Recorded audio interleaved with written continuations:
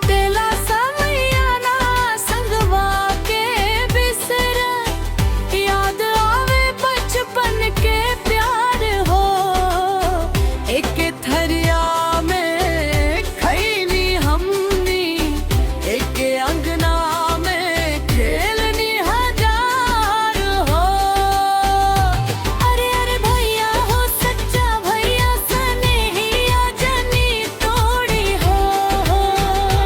अरे अरे भैया हो प्यारा भैया सनेहिया जनी छोड़ी हो।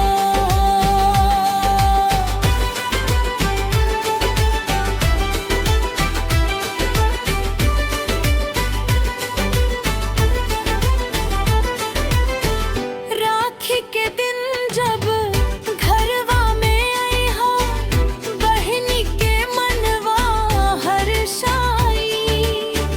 रोली अक्षत थरिया में सजा के, कलाई पर राखी बन्हाई।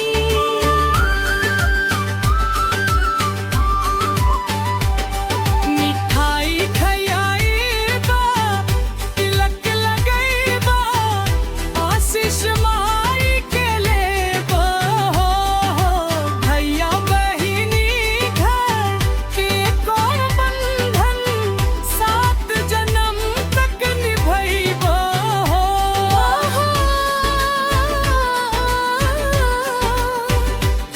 बचपन के उगिल हो, अरे जो मन में बसल बा।